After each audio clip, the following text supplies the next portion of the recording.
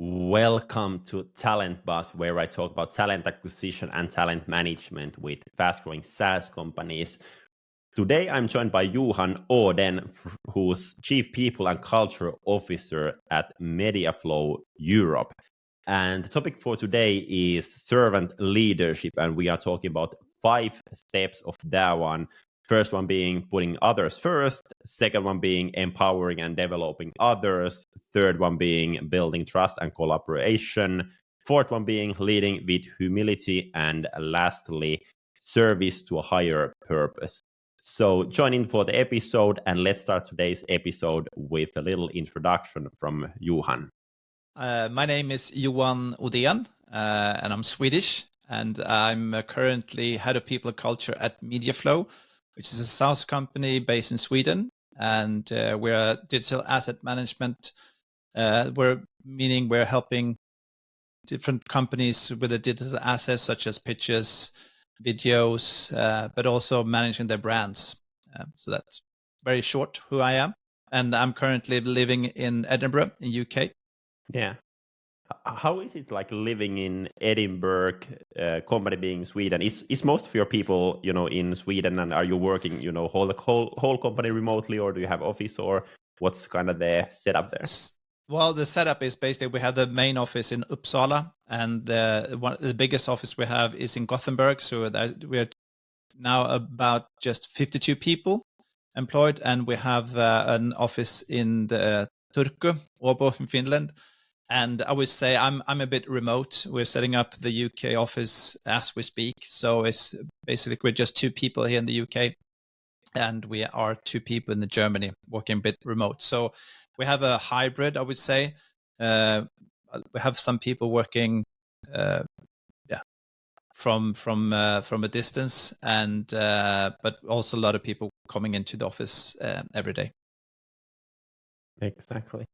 And before the episode, I asked you what are the topics that you are most passionate about, Yeah. and we were figuring out what to talk about today. And I think the one thing that you mentioned the most time was around servant leadership, and you also Yes. shared some materials around that one for me Yeah. before this episode. But Yeah. what makes you passionate about servant leadership?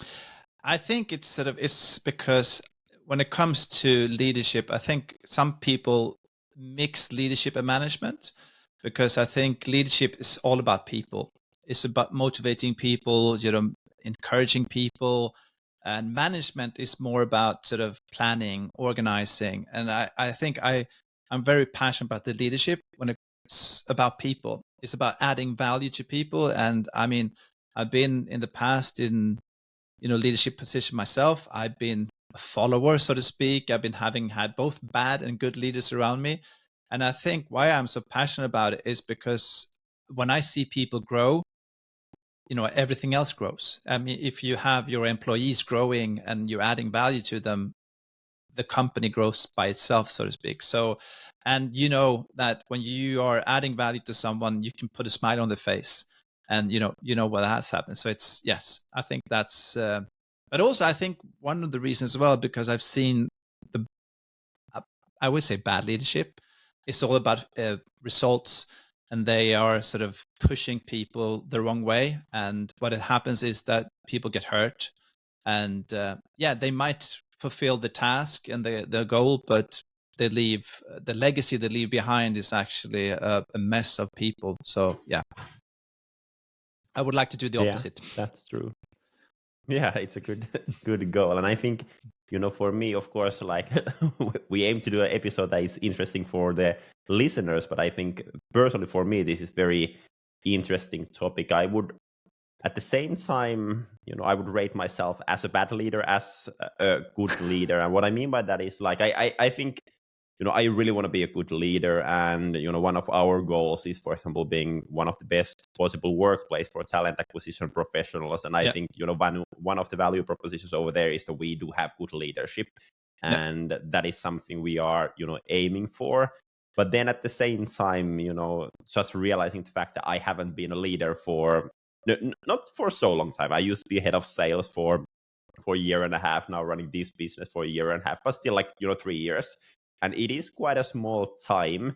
And I feel like every day I learn so much new things. So Yeah. actually I'm trying to get a lot of good tools to my working style here Yeah. from this discussion as well. And I think all the other leaders should do that one first. And we have kind of 5 topics around the servant leadership. And if Yeah. we start from the first one, so putting others first, Yeah. I think very, very interesting. And I think we can look this from outside of leadership as well, life. Like, are you typically putting yourself first or Yeah. others first? But like, how do you see this one in servant leadership?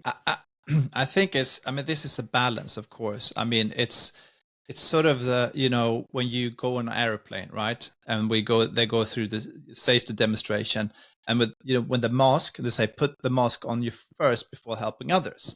So in a way, it's like you need to be prepared. You had the right mindset. All that is, for me, sometimes putting people first starts here, not here. You want to add value to people, and I think what it's all about is that as a leader, your job is actually to facilitate and give the prerequisites for everyone to perform at the best possible rate, right?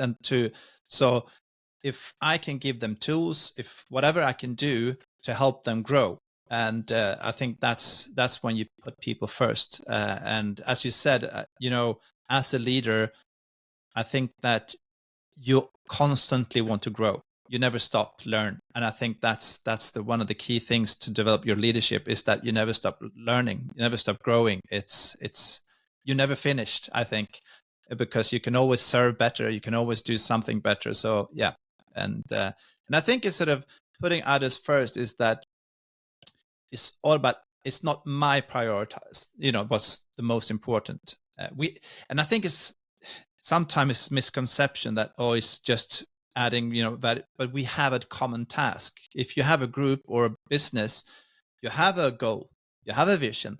That's what we want to aim at. So it's not about sort of, making people go the other way. It's actually encourage them, adding value, putting them first, and going the same direction. So it's yeah. Yeah, the airplane example was something I was thinking about, sharing the same Yeah. example, because I've been Yeah.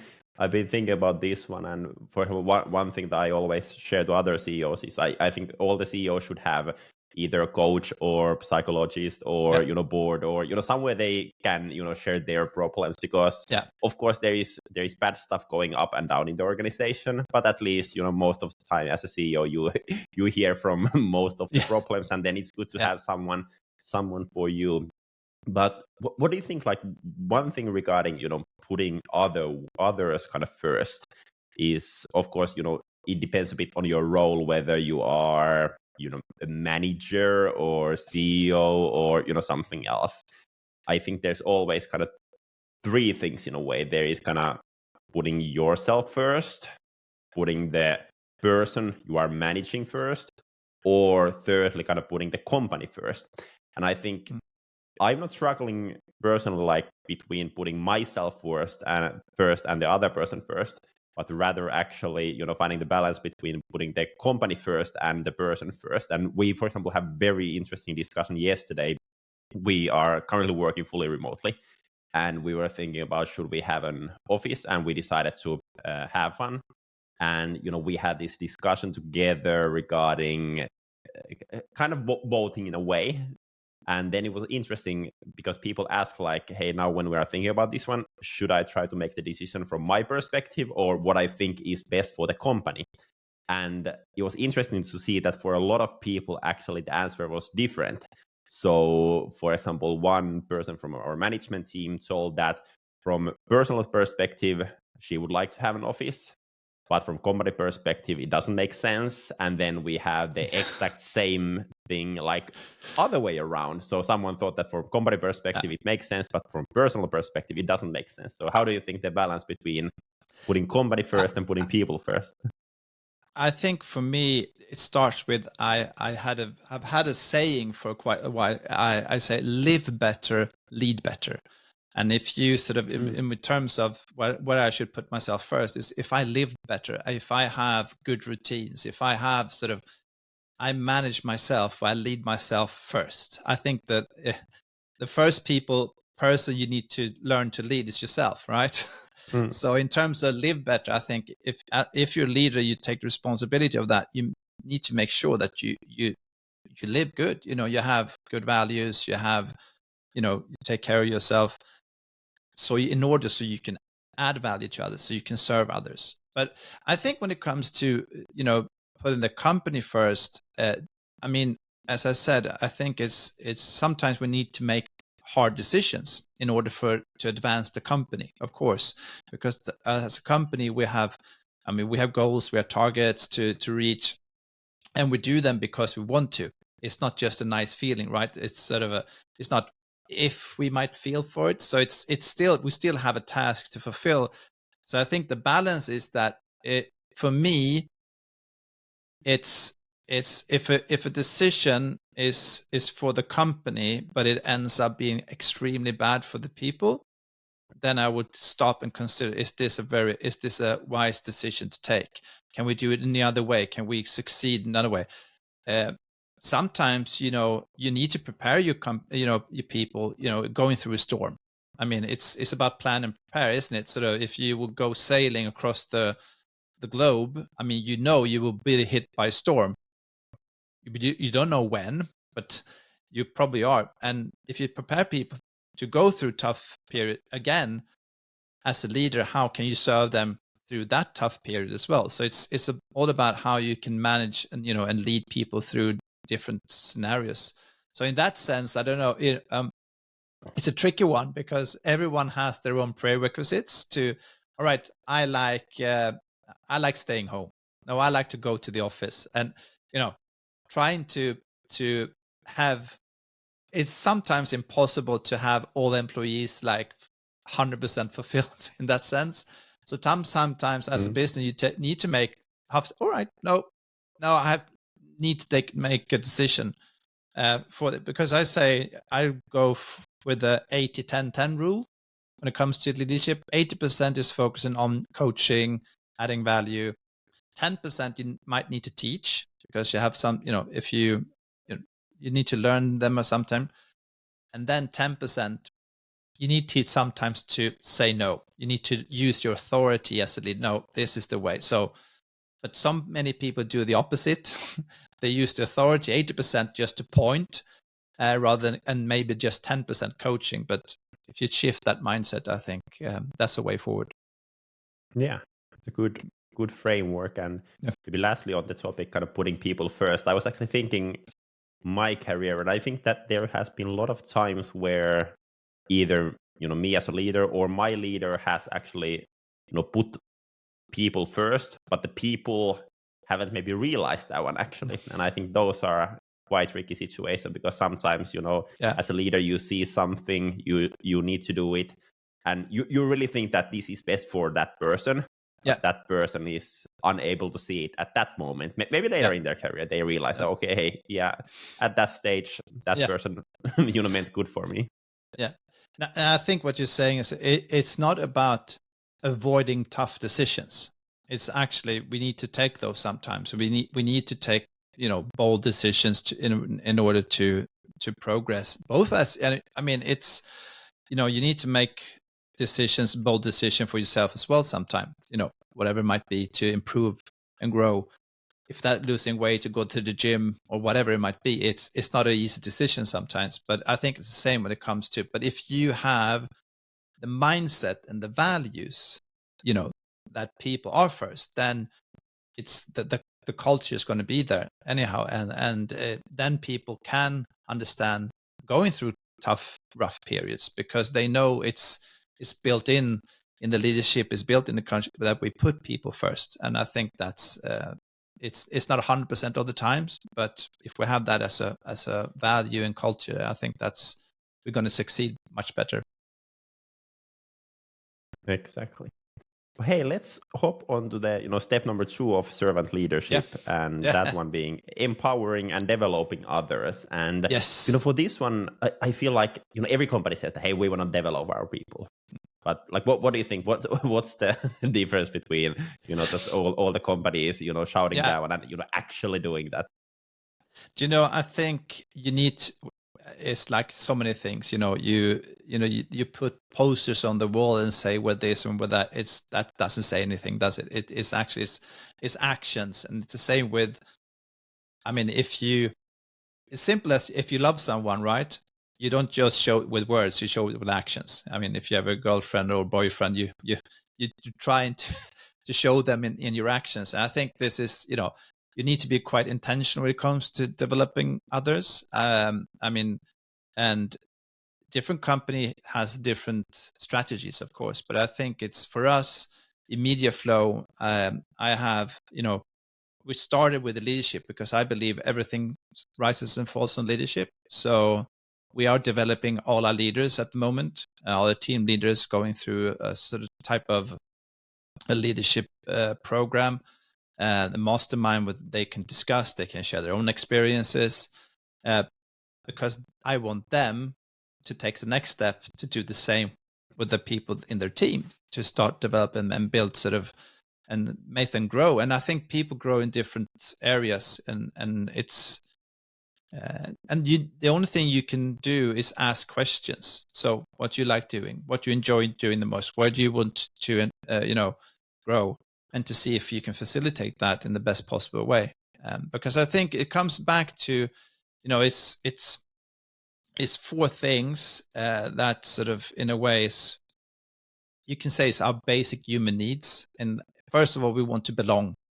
We want to be part of something, sometimes bigger, and a company can, in a way, help you with that, make a sense of belonging in the workplace. But then you want to contribute, right? You don't just want to belong. You want to do something good for the company or whatever, or organization. And then you want to grow. You want to develop in different ways. And then lastly, you want to be acknowledged for the things. So, you want to have a high five sometimes when you go home on a Friday when you're done. So to grow and develop is actually a basic human need. So I think if companies take that seriously and trying to help, show them that they actually want it, and to take steps towards that, I think that it's a win-win for everyone. Even though if you can help someone might develop not perfectly within their role, but when we grow as people, generally it adds value to people around you and the business as well. Yeah, I've heard quite a lot of times lately, regarding development or learning, that there's, I think, two kind of ways of approaching that one or looking at that one. I feel like the other one is regarding, kind of like, I don't have time to learn new skills. Yeah. And what I mean by that is, like, let's say your sales organization, salespeople have quotas that they need to hit, and they need to work full time on hitting that one. And then basically them saying that I don't have time to learn anything new or new ways of working because I need to work full time on this. And I think that's another aspect if I'm looking at learning, that you need to be taking courses, or you need to be doing something completely outside of your kind of day-to-day work. Yeah. And then I think the other approach being that kind of you develop as you go, and as you do your work, and as you do it a bit better, or as you do it a bit differently, or as you are given more and more responsibilities. But I've seen that a bit of a challenge for us, like kind of getting that kind of mindset every now and then, that hey, we don't have time for learning, we don't have time for testing out new things. So how would you kind of find the balance between there? Do you know what? I think it's a mindset. I mean, for me, if you want to become a leader, you need to constantly grow.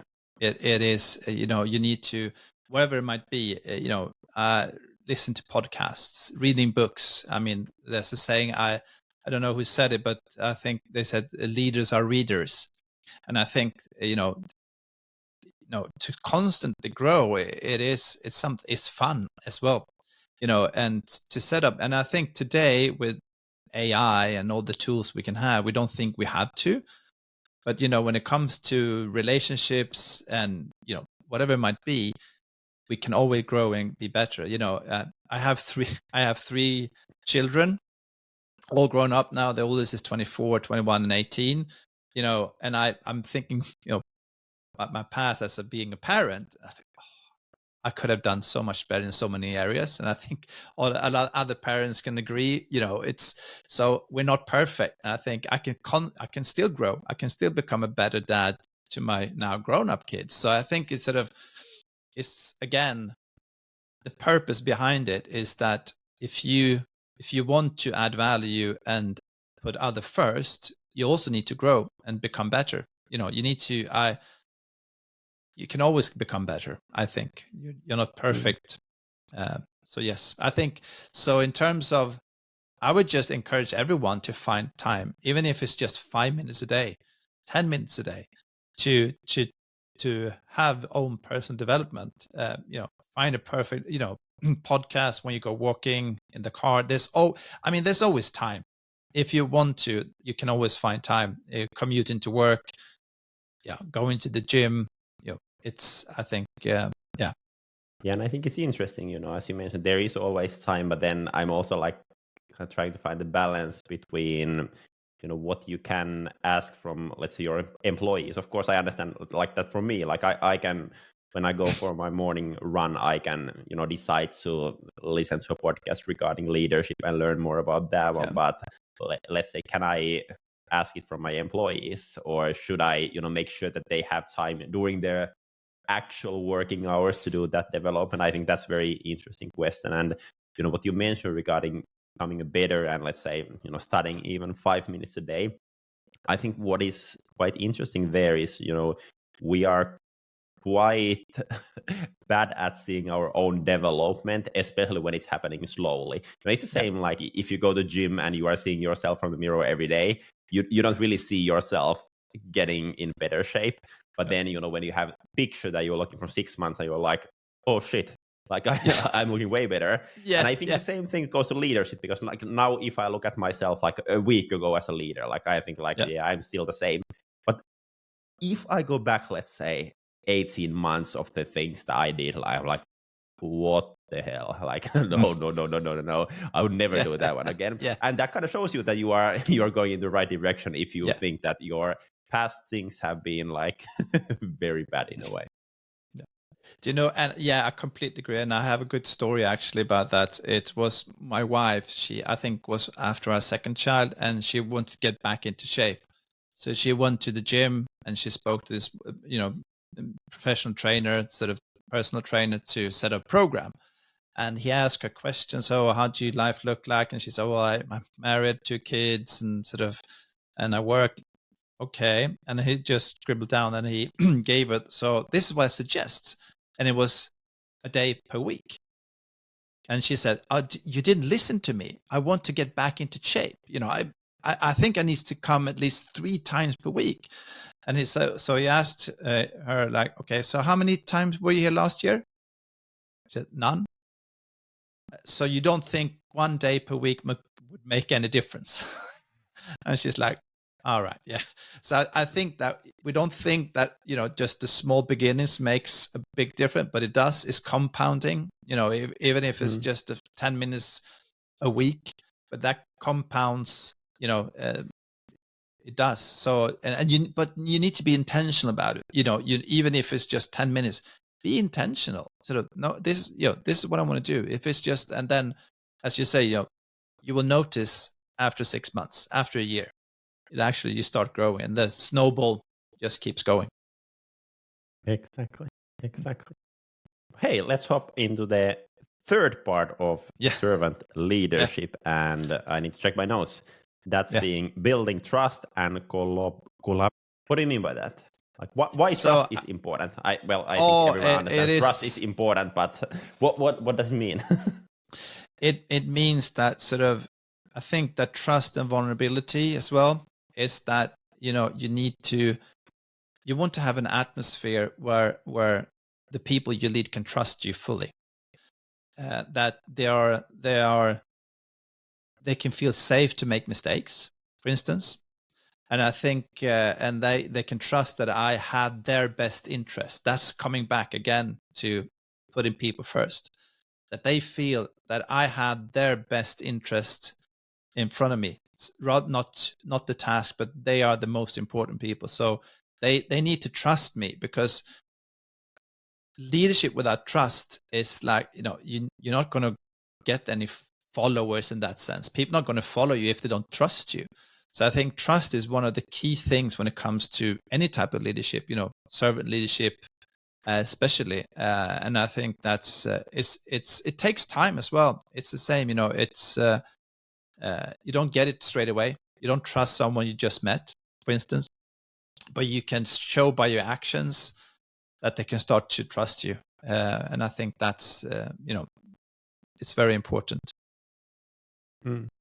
But it's actually interesting you said there, you don't trust the person that you just met. I've seen, like, I feel like now a bit putting people to the boxes, but still, like, I feel like there is kind of two types of people that I've seen. There are those people that, when they meet a new person, that, trust needs to be earned in a way, that it kind of takes time to build trust. And then, for example, I'm quite happy to trust new people, like with a lot of things, actually. Like, kind of, I trust people unless unless shown otherwise. So it's interesting. And what you mentioned regarding trust, and I think for me it goes back to kind of psychological safety in an organization in a way. And one thing that we've tried, for example, regarding failures, is we have a Slack channel called Fuck Ups, where we share things openly. And it's very interesting to see, like, how, for example, over there, kind of leading with the example really works.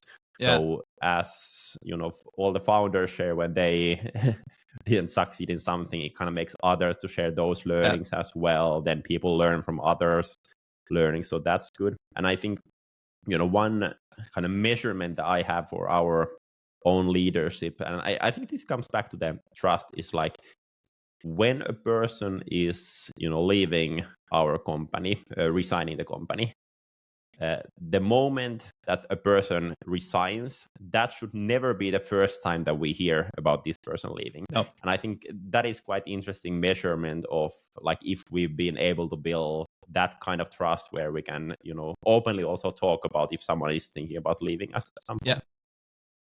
No, I think I just want to touch on what you said in the beginning as well. Sort of, some people think that you need to earn trust. I'm not saying that's when you meet but you need someone. If, for instance, if we have a common friend, right, and that friend speaks very highly of me, so, and you're trusting him, then I can borrow that for a while, and then when we meet, like, oh, Johan is here, because Frederick said, he's a nice guy. So that's the first step. But then I need to show, of course, that sort of I'm the guy that Frederick talks about. But for me as a leader, it's super important when I employ someone, I trust them fully from the day one. They need to feel that I trust them. It's not the other way around. I don't want them to show that I can trust. You need to show that I can trust you. No, I employed you. I have fully confident that the task you're set to do and the responsibilities you have, I trust you fully that you will sort this. It doesn't mean that I trust you not to make any mistakes, because you're right. That's a good channel that you have in Slack. Actually, I like that very much. So but they need to trust you, and the best way you can show that is that you trust them. Because if you show that you don't trust them, you can't expect them to trust you, because it's the same. What goes around comes around as well. So I think it's very important that you show, and it's a mind shift in your mind to actually trust people from day one. Yes, you come into company with trust that you're going to do the best here, and then of course they can things can happen that sort of can make the trust go down, but then you need to rebuild it as a leader as well. Leaders are not superhuman. Everyone's human. We all make mistakes. Everyone does that. So but it's owning up to that. Sort of, it's like your channel, the Fuck Up channel, and raising your hand, showing your vulnerability as a leader as well. I think that's the key. If people within the organization can see leaders, raising their hand, I messed up completely, I'm sorry. Then it also gives safety again and trust that all right, it's okay. Because it's, if you want to be in the, the companies that we are working within, the SaaS company, you need to be innovative. You need to be creative. You need to push boundaries. And, the most classical, example is the Edison, with the lamp. How many mistakes did he do until? So I think it needs to be built in within the culture, but be safe to trust that everyone has their best interest. Yeah. Yeah, and I do agree. Like, if you really want to be, innovating new stuff, you need to be failing a lot of time. Yeah. I'm quite sure that there is, some research done. I've never seen one research, but I'm quite sure that someone has done a research regarding, trust in companies. And if I should guess, it would go in a way that, when asking from leaders or managers, like, do you think that your team trusts you? They say like, yes, of course. And, Yeah. let's say 95% of leaders say that, hey, yeah, my Yeah. team trusts me. But then when asking other way around from team, teams say like, okay, 60% of of people say that, hey, I trust my leader. But like, how would you measure that one? Because I think, if there's no leaders listening and they're thinking like, trust is important. Do my team trust me?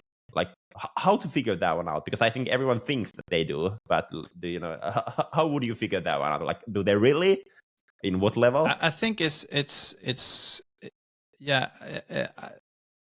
There are studies, and I know that sort of in terms of performance, to see that trust is that you do perform better when you. I don't know the exact numbers by head, but yeah, there are, and I think you need to ask questions. I think one of the most important things as a leader, you need to ask questions, and to and if you have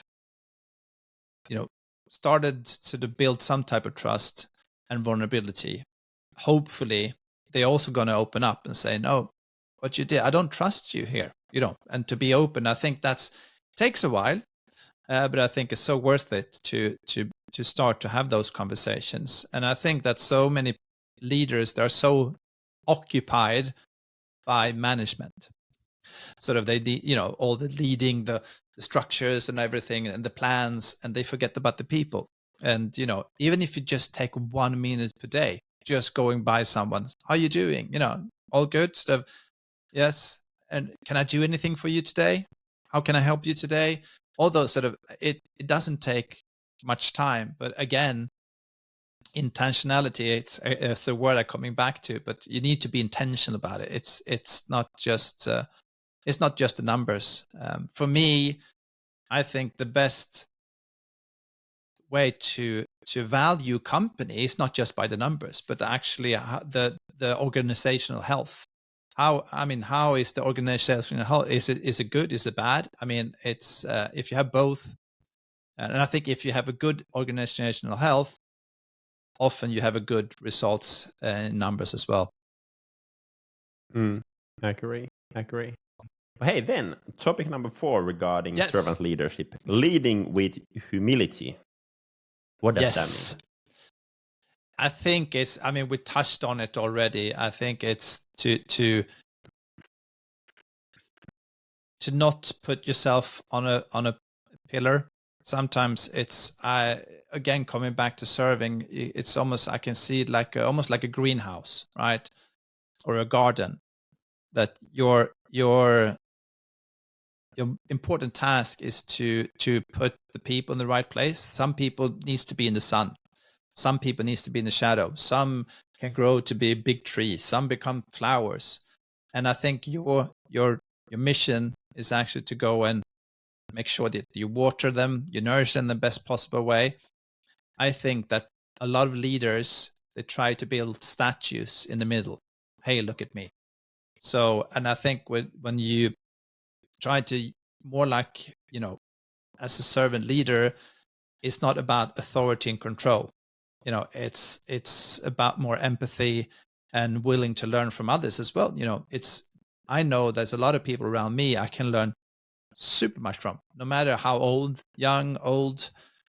background, knowledge, whatever. I can learn from other people. And I think it's a bit connecting to the vulnerability as well, saying, I don't know this.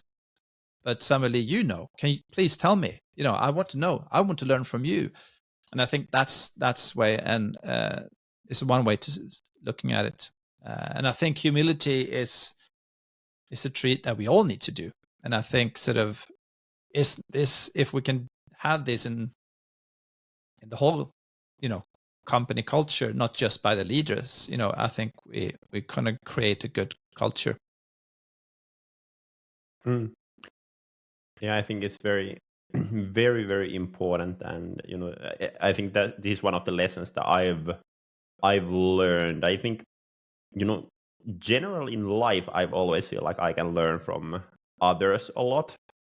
But then, for example, now leading a company, I noticed that in the beginning it was quite hard for me to learn from others. Of course, for some specific topics, for example, for us, let's say recruitment or employer branding. I have background from sales and marketing, and I'm handling our sales, marketing, finances, but I'm not touching our customer work really. So for me it was very easy to learn regarding recruitment or employer branding from our professionals. But then leading or learning from, let's say, leadership, or what I can learn around sales from people who don't have absolutely any experience from sales. So kind of stealing ideas from recruitment, stealing ideas from employer branding, and hey, what I can take from there to sales and marketing. I think that's been a big learning curve for me. And I think I think everything goes to leading as an example, because I think things that I do, the things that I start to do more, I see those things happening all over the organization, others starting to kind of mimic the actions quite a lot. So I think one very important part is really leading by example. And I think that's when you say that, I think it's also equally important that you as a leader have your values in place, and and also if you're joining a company, that the company values. What do you actually value here? Because that's also what we want to show in our actions. And I think that, again, what do you value most? Is it the numbers? Is it the people? Is it yourself? It's all about that. So it's good. I completely agree. Yeah, it's very weird. I've been always, or how I see myself, I've always seen myself as a process leader or number leader. That comes like very easily for me.